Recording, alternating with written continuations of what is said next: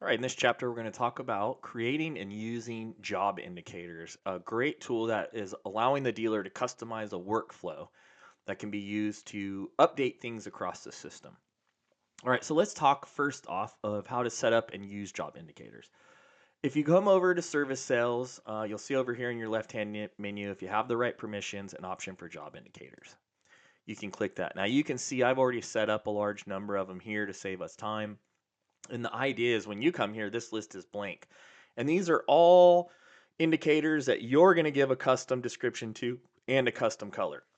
For example, you can see here I've kind of made a work path maybe after needs PDI. As you can see here, I have PDI complete, sales deal. Maybe I want to add in a new one that's just called double checking or something like that. So you can come in here and you can give an indicator a name, double check.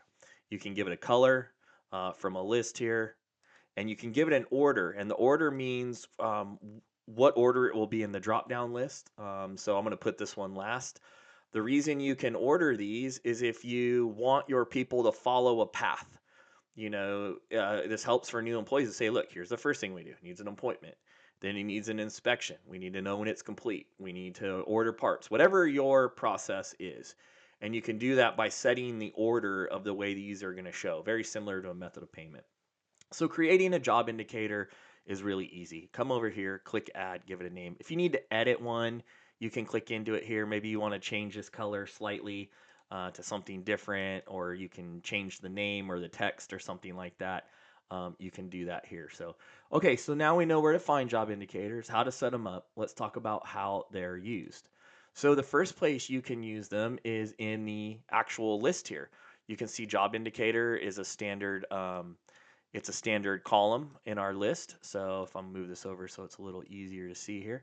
So if I had this job and it was going through my process, I may put, needs an inspection. And on this one over here, it could have been inspection is complete.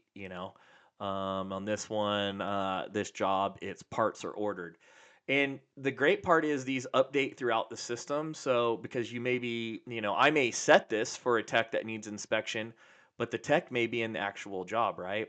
And when the tech's in the job, they can see those job indicators. So it needs inspection. Okay, the tech does the work. They can go back, say inspection's complete, hit save, and then when I go back over to my DX1 sales tile, again, I can see that this is updated to say inspection complete, and I would know that I can move on to my next process. The other place that you can see job indicators are in appointments. So if I go over, let's go ahead and add an appointment to this existing RO. I can say new appointment. It's got my information here. You can see here I have my drop down list. So maybe now I can say, again, parts are on order. Or how about this one is ready for rack, right? That would be we'd let our technician know that it's already been through the process. Parts are ordered. They're all in. It's scheduled. It's ready for work. Again, I could go ahead and set ready for rack here. Go ahead and hit save. And now I have a new appointment, and you can see now my job indicator has updated here for ready to rack. So you can see we have it in the service active invoice list for those people who work here. We have it in the RO in the details, and we have it in the appointment.